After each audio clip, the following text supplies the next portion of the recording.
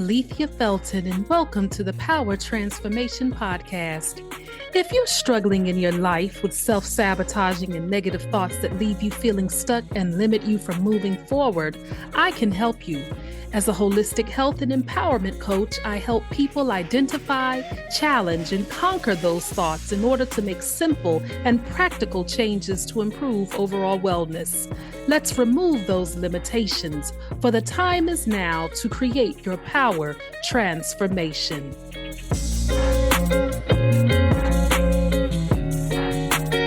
Let's get right to it. I appreciate you joining me for another episode of the Power Transformation Podcast, and I am Coach Alethea Felton. If you are new to our podcast, I welcome you with open arms. I am so thrilled and happy to have you as a part of our community. Let's begin with our affirmation. I will say the affirmation once, and then you repeat it. My attention span and focus get stronger with each breath I take.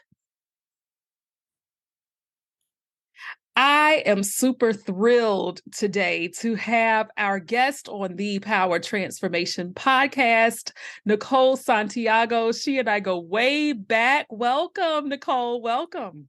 Well, thank you, Alethea. Thank you for having me. We do go way back, and it still is so lovely to see your face and your smile, the same as it always has been. Oh, so thank you for inviting me. Girl, of course. And I hope that the people who tune into this episode will also share it, because Nicole has some truly empowering pieces of information to give us in this realm of holistic health, but specifically more so for something that is common with a lot of people, children and adults alike. But before we get into that, Nicole, tell us a little bit about yourself. Who is Nicole Santiago?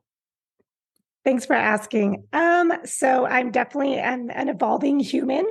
And I was an educator for a very long time. And I actually left the classroom in 2019 to pursue a different type of career. I knew I wanted a business. I had 3 young children and I wanted some more time with them. So I started just working with kids online, having more flexibility with my schedule.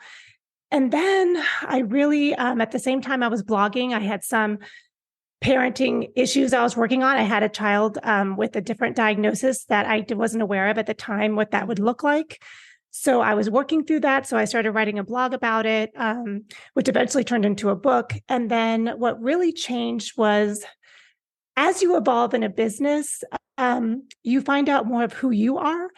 And then the things that really matter to you and the ways you can really help people are sort of revealed to you as you work through that business and that skills, and how can I serve and show up for others.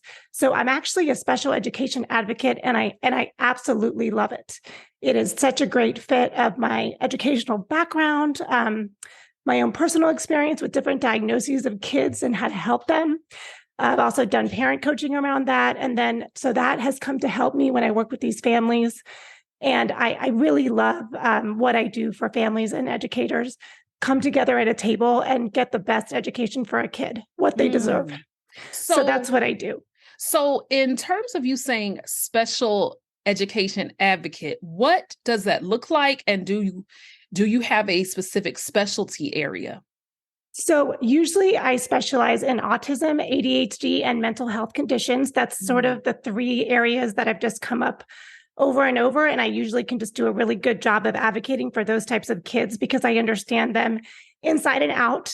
Also, it's just sort of what has in my own personal family. I have some experience with those diagnoses. So that lends itself to life experience as well. And then also, so special education advocate is a lot of children have different learning needs, and they could be dyslexic and they could be all sorts of different diagnoses, which just means they learn differently. It's not a huge deal, but there is a set of law called IDEA around that. So I kind of learned the laws and helped the families to get the services they're entitled to.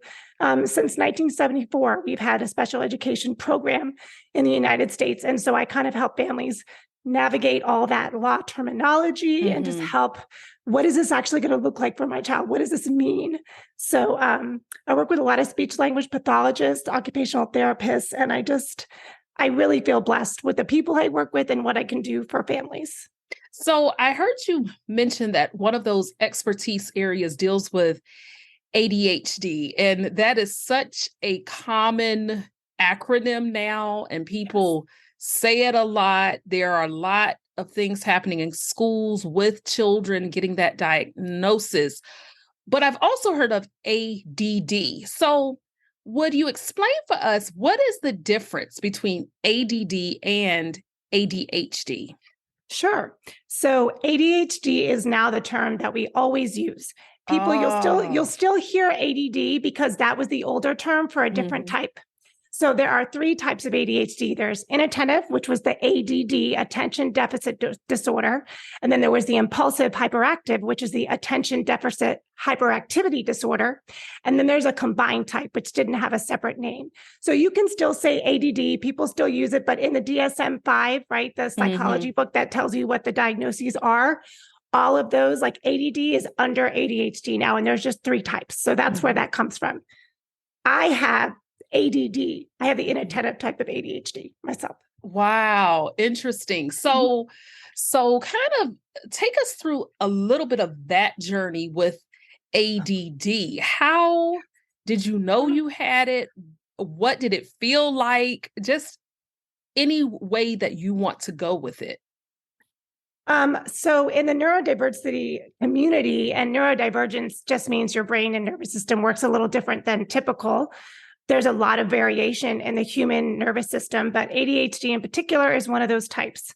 I did not know I had ADHD until I was much older and my son was diagnosed. So late diagnosis is very common for adults, especially for women, because we're sort of socialized to be really productive and sort of ignore everything and shove it all down and just get it done. So when we're disorganized or not typically those female typical stereotypical traits, when we have struggle with those, we just sort of think it's a flaw. We think there's a character flaw, something wrong with us. And so I grew up thinking there were some things wrong with me. Like, why was I flaky? Why did I lose things? Why couldn't I organize? But I just pushed it aside because I was still pretty productive. I was able, most people with neurodiversity are pretty intelligent. So we can kind of balance out those lack we'll fill it with the abundance of our intelligence and our kindness or whatever else we need to make it work. So that's sort of what I did for most of my life. And then in my 30s, I was having my 3rd child and I was a teacher, which is a very busy job. Oh, yes. Yeah. So I was really having trouble balancing things. And then I found out that my son had ADHD. And once he received that diagnosis, because I was having some parenting issues, I'm like, why is he not, I'm an educator. I know all the tricks. I know all the tools. Why is this hard? And, I went to school for this. I got a master's degree. What is going on? Exactly. And I was like, oh, this doesn't work for him. So, and those kids that are always a little different. And I had always recognized them. But as a teacher, it's easier. As a parent, I just wanted him to do what he needed to do. And I'm like, why is this so hard? So that's when we got the diagnosis for him. And then pieces started falling together. Both my husband and I have ADHD, different types. My husband has the hyperactive type. So, and my son is the combined type. So it's a just interesting dynamic. And again, diagnoses, the only thing, I'm interesting on the idea of labeling. So labeling kids is what gets us services and gets us medication. Exactly. So your ADHD is affecting your life and you're having a lot of struggles. Please get that diagnosis because it entitles you to services and medication, whatever you need, your therapy and all of that. Please get it because it's what we use to get services in this society. But labeling also can have you fall short. You can feel like, well, I have this thing, so I don't have to work as hard, or it's hard for me. I can't do it. And so you get these limiting beliefs around the label sometimes. So I'm really careful. It's a careful balance to figure out, how much is my ADHD and how much can I really just know? You need to get this done, like figure it out, so you want to be careful. In the beginning with my son, I got really lax with him because I was like, oh, it's his struggling. Don't do that. Yeah. Even you actually have to push them and still keep those expectations high for yourself and for your kids, but get that help you need, get those special education accommodations, get the medication, get the therapies, cognitive behavioral therapy, do the exercise. And I'm sure we'll talk more about the holistic parts of treating ADHD. But there is so much to do. And the label can take you, though, it can take you further in the way our society is set up. That's what we need to get the things we need. But don't discount yourself as a label as well. Don't think that you're any less. There's a lot of things I think I do that are special because I have ADHD. I know it makes me different, but it also is special. It's stuff that I can do that I'm like, I can do 100 things at once and I don't get frazzled. I'm calm. So when your son was diagnosed, what compelled you to say, let me see if I also have it? Because you said that you weren't diagnosed until adulthood. Yes. So what was that aha that caused you to say, maybe I need to get checked out too? Well, there's a woman who wrote a blog called Black Girl Lost Keys. Her name is Renee. She is amazing. And she wrote for a magazine called Attitude Magazine with 2 Ds. And the name of my company has the 2 Ds because I loved that. So I was reading her blog. I was just reading it because I started finding all these resources about ADHD and understood.org and Attitude Magazine and all these podcasts. But Black Girl Lost Keys, it just clicked. I was like, oh, because she's inattentive like me. And I was like, oh my gosh, this is me. This is me too. And it was so different than my son because he was that mixed hyperactive. I didn't have some of those traits, but reading her blog, and I've written to her on Instagram and stuff. She's awesome. She's just a great advocate for ADHD, for everybody with ADHD, and especially for Black women with ADHD. And she really, it just struck a chord with me. And I said, oh, I have this. And then I went to, then I went and got the testing because I wanted to try medication, which actually didn't work for me. But so that started me on my journey, was just reading and resonating with a woman who has ADHD. And so I ask all of these questions, of course, because I am the podcast host, but Nicole and I, as I've said, we've known each other for years. And when I knew her, she was a Spanish teacher, actually. And we just started a friendship and we lost touch for a while, but she was always on the back of my mind. Then I found out she moved and just everything. Lots of awesome things happening in her life. But I share that because while I'm asking these questions and all of that, she is one of the handful of people who also knows that I live with ADHD. I have that hyperactivity part of it. It's not something I share openly, publicly. Why? Because I'm not one caught up in labels, just as I've shared some of my health challenges. There is still so much more to me. There is still much more to Nicole and her son and her husband than these labels. Yes, it's important to bring awareness to them, but we are still functional, productive, successful humans who live just absolutely phenomenal lives. And I think that's important to also get across. So when it comes to, say now, if you're working with a parent who has a child with this diagnosis of ADHD, and they're just so frazzled, they're frustrated, they don't know what to do, what words of wisdom or practical tips would you give them? So I think one thing that I did during the pandemic was I did get certified as a simplicity parenting coach because at the time I was helping families more directly than I do with the advocacy school piece. And one of the things that I really picked up is something that I coined the term, and I wrote a little book on. It's called "Give Grace, Reject Shame" about ADHD parenting. And I actually coined a term called slow parenting. So if you've ever heard of slow travel, where you go to a place for a month as opposed to a weekend, and you really take your time and get to know. So I kind of wanted to apply that to parenting, and I called it slow parenting. And really, it's the act of, you sort of start with the first step is to declutter. I know that sounds weird, but children are overstimulated, especially children with ADHD. They are overstimulated by the toys, the technology, all the things they have to do. And by decluttering, I mean declutter your schedule, declutter the room, declutter the clothing. Like they have too many choices. That's not helpful when it's overwhelming. So really pare down, simplify, and then slow down. I'm really big on family rituals. And I ask families, hey, what are your family rituals or traditions? And I mean daily ones. There's something as simple as in our family, we light the candles before we sit down to have dinner. Always. I don't care if it's Christmas Eve or Wednesday night. We are lighting the candles. That is our family tradition. This is a family time. I want it to be illuminated with light. I just like to feel that it's special for us to be together. I know my kids are going to grow up. One of them is 16. They're not always going to be able to do this. And 16 I know, already. Benny is 16. I know. The baby. I know. I was pregnant. Yeah. I'm sorry. Yeah, I just know. was not expecting that. Yes, right. Oh, yikes. Okay. Yes. Anyway, get back to what I'm saying. So I kind of ask families, what can you let go of and make more room for you and your child? How can you fill that relationship bucket with less things and more love? And that's sort of the first sort of thing. And then health-wise, I'm really big on protein. I'm like, are they getting protein at every meal? That helps the brain. Interesting. Wow. Yeah, protein's really important for ADHD. You really should have protein at every meal. Doesn't matter if you're plant-based or whatever, but you need to have protein every meal. Water. So the brain functions better with water. You have to have that, 6 for kids, you could have 4 glasses of water a day.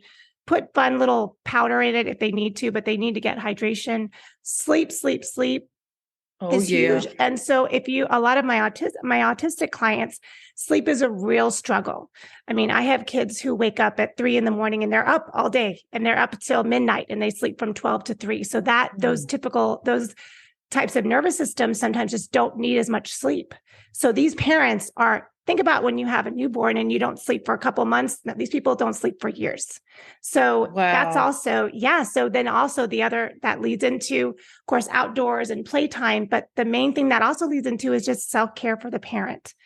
If you have a child that has nervous system needs, that has overstimulation, sensitivities, you need to have more bandwidth yourself. You need to say, I need to be calm. The really great thing about mammals, right, is we can calm each other's nervous systems just by being together. You know how animals calm us down? That's a mammal thing. That's a scientific fact that mammals can calm each other down. We can also lift each other up, right? We can also raise if it's an anger or something that's not such a positive, but you calm your child just like you calm a crying baby. So if you can't find that calm yourself, they're not going to find it. Wow. And so I think there's a lot of anxiety for parents because there's so many expectations. There's so many options. Your child should be doing this reading program. They should be able to do this by this age. They need to be bilingual, trilingual. They should have classes. They should do music when they're young. And we have all these options like kind of coming at us so fast. And, it's like, I just want to be with my kid. I want you to slow down. I really do. And I think it's really important that families have that time, whatever it is, however you do it. But we also live in such a fast-paced world, just not society in our country. The world now is just on hyper speed.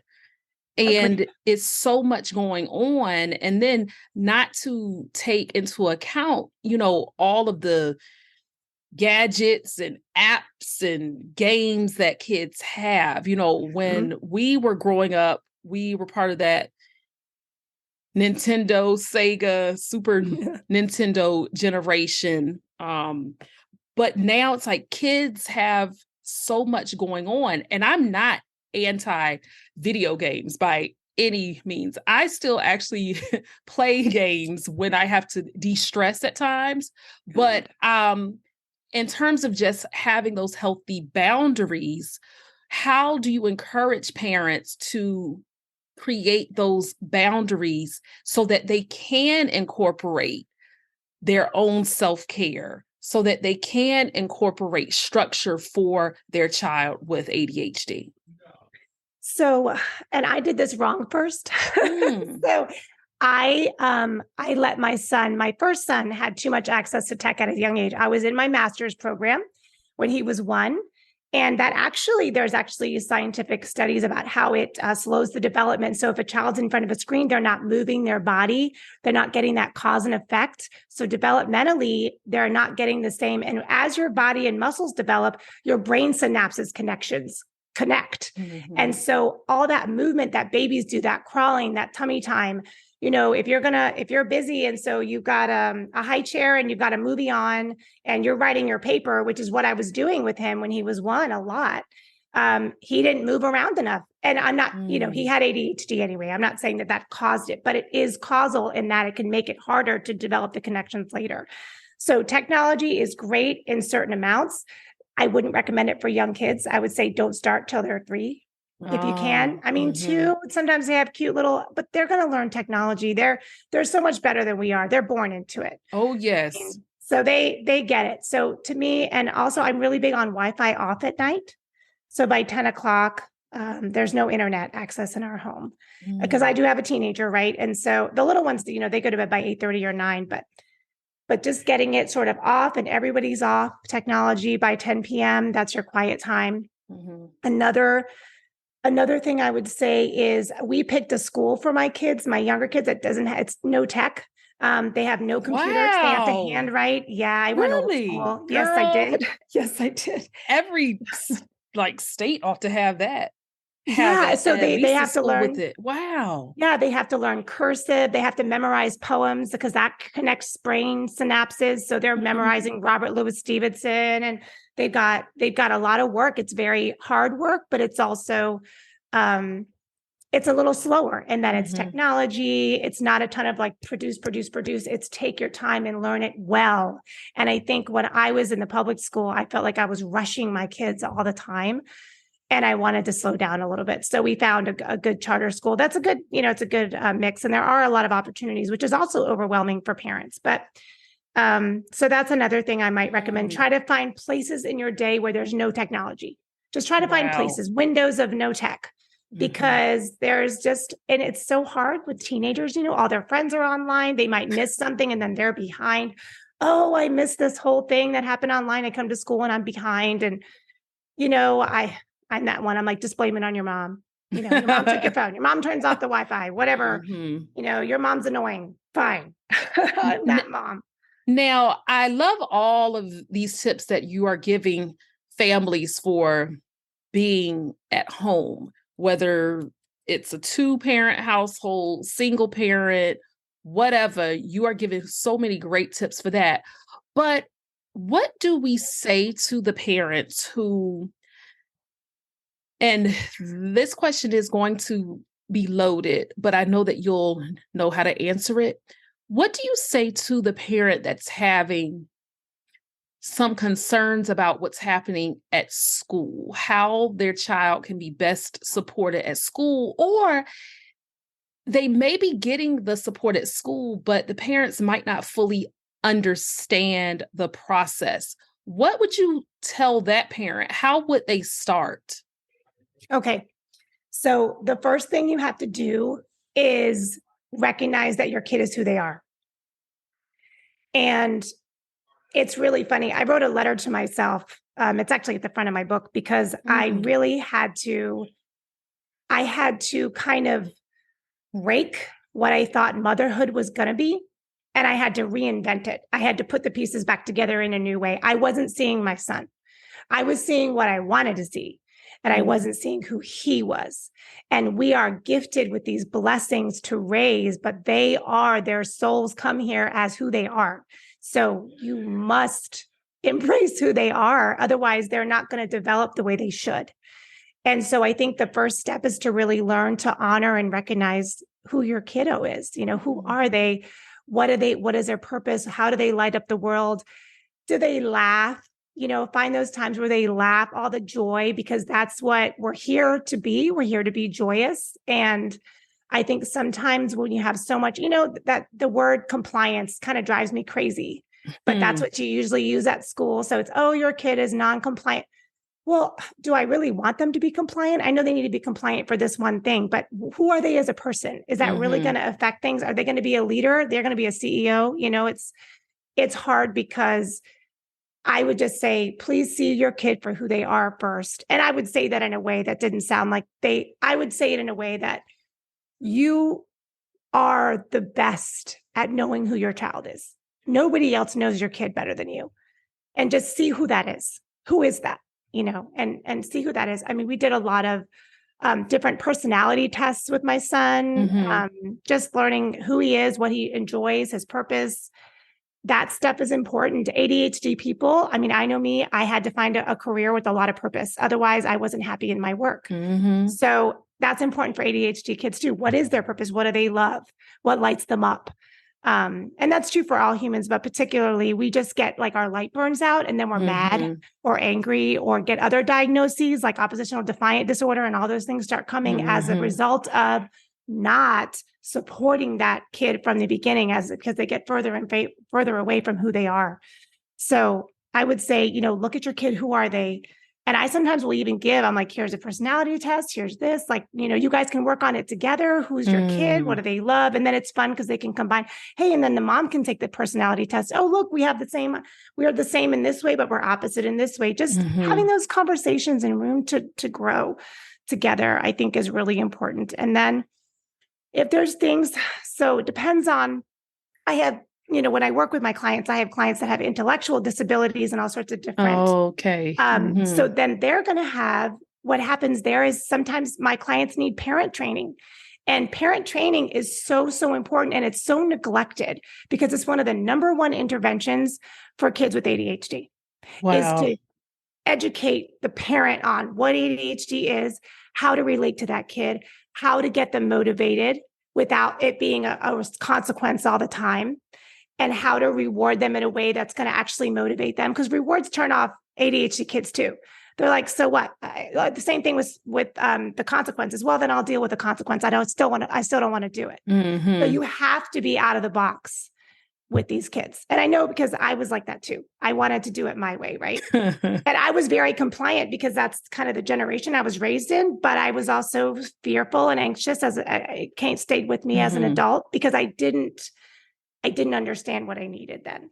How would you encourage a parent to have open communication with their child's teachers, administrators, so that they can make sure that what's happening at school is also happening in the home? So I think the number one thing is I love at the beginning of the school year, I encourage my clients or anyone to just write a little half sheet of paper about your kiddo. What do they like? What works for them well? Oh, they love it when they can have computer time if they finished work or whatever it is. If you know what motivates your child, send that at the beginning of the year and just say, hey, my kid likes these particular things. I really want you to have a great school year. That relationship with the teacher is going to be so important because they spend so many hours with that child, and you don't want I had years where my son would cry every day. He had this one teacher that she had gone through too much, and it wasn't a good year for her to be in the classroom, and he suffered. A lot of kids did. And I just think that starting off on that right foot, introducing your child, how can I support you? I'm here for you. And then as you go, that's when you build that back and forth, because that educator has a lot of rich experience to share with you. They've been worked with tons of kids. So they have a lot of information and experience that you don't, because you only know your one child. So in a way, when you can make it a two-way, and I'm really big on, for example, I do something called when my son was doing his medicine, I reached out to his third grade teacher, and a lot of teachers, especially elementary school, are used to this. Hey, we're trying medication. I need to talk to you every day. And so she wrote in his little planner every day how he was doing it. I wrote back to her every day. And that's Miss Pickrell, and I still remember her. How sweet. I think it really can be where you have to have that open communication.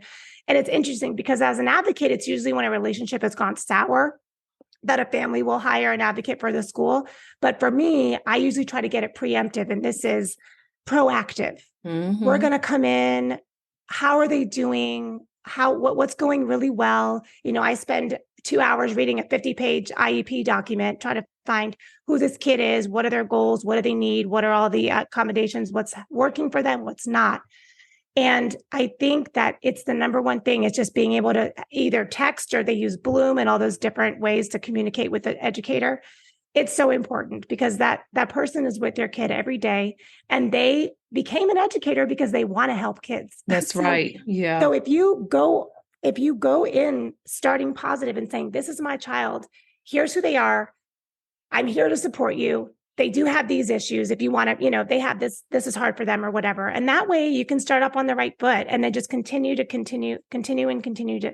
communicate. And parents, I think that is such a gem because Nicole and I both were classroom teachers for many years, and it takes communication, and it is not the teachers against parents, parents against teachers. It is a collaborative effort. And I know from experience, when I was in the classroom, I had more positive experiences with parents than not. And it's all about the approach. And once people communicate and get on the same page, then you will know, yes, I'm here to support this child. I want to take a shift and kind of talk about, you talked about protein. I think a sneeze is coming. Yep. So that's a sneeze. Okay. Anyway, protein, self-care, those do fall in the realm of holistic health, mind, body, spirit, and a whole lot more.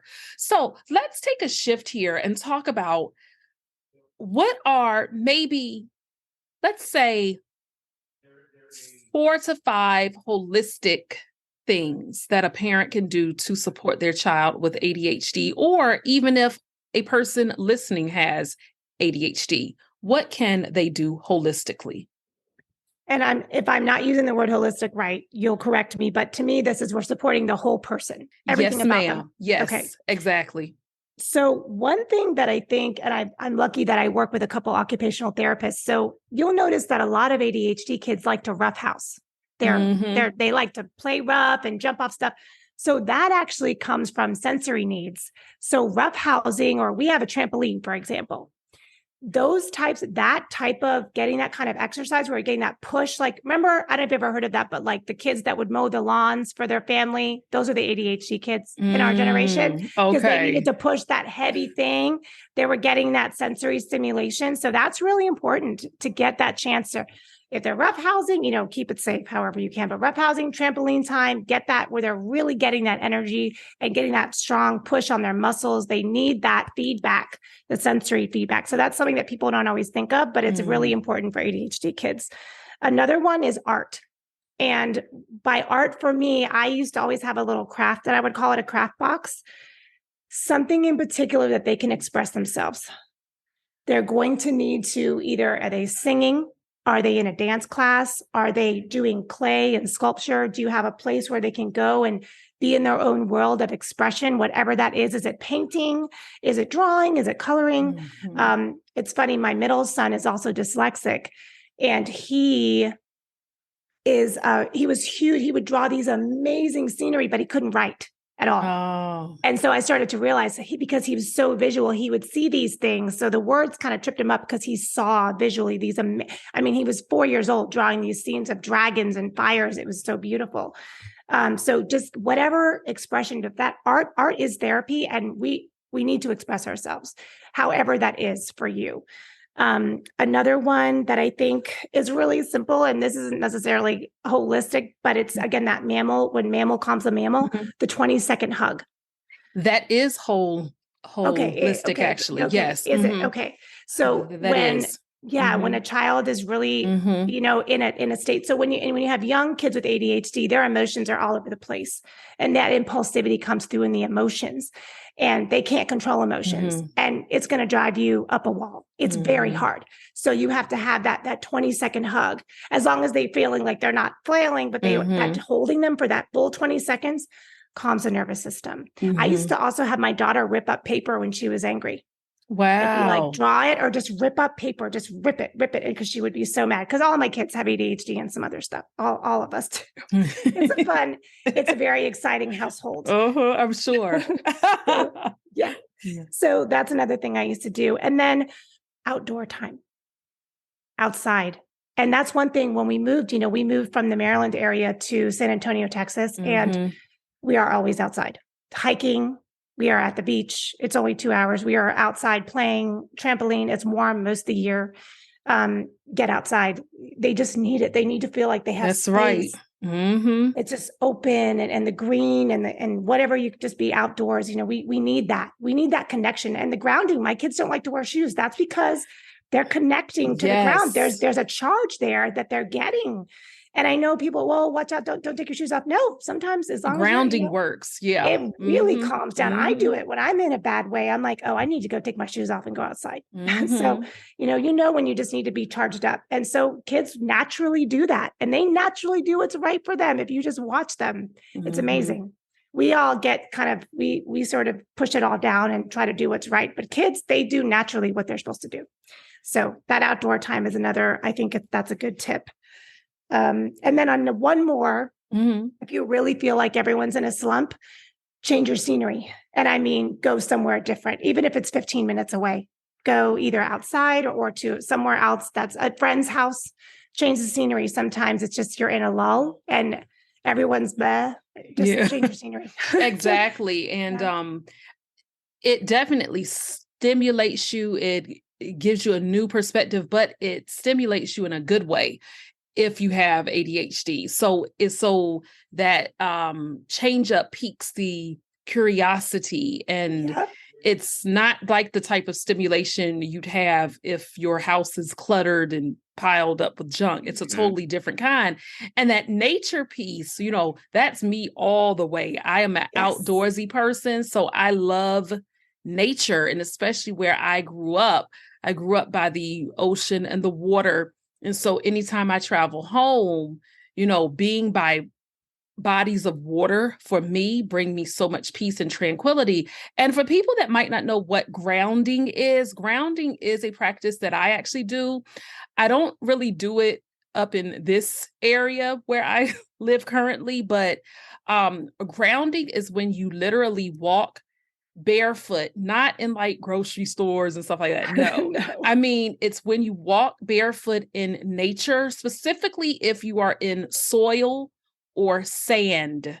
Grounding works because there is scientific proof, and you can actually Google it. Yes, everything's on Google, but you can Google grounding actually brings forth energy from the earth into your body, and it's a healing mechanism. It truly is. There are research-based studies on grounding that have to do with electrons and everything else, because we as humans, we are pure scientific molecules, energy, all of that. So when we use the term energy, vibration, or vibes, it is because that is how God created us as these complex beings, and the earth is connected with us. There is actual proof of this. So thank you, Nicole, for bringing up grounding.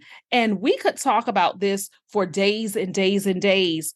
Prior to us leaving today, though, are there any closing thoughts you have if you want to talk directly to a parent who has a child diagnosed with ADHD or a person living with it?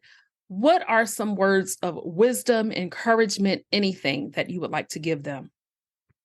So I have this metaphor that I use. Again, we're also kind of outdoorsy, more so since we moved to San Antonio. And I like to think about it this way. So everyone likes to hike in our family, and there's great hiking paths you can take, very smooth, easy. And then also we love to go off the trail. So we love to go in riverbeds. There's a lot of dry riverbeds in Texas. So when you go in the riverbeds, though, first of all, you got to be careful. If it rains, you can get flooded. So you got to be careful. There's a little more danger. And then also, sometimes you have to climb way up a rock to get over the edge. Sometimes you have to go around something that you weren't expecting. It's just a lot harder to go in the riverbeds. It's a lot harder to go off the trail.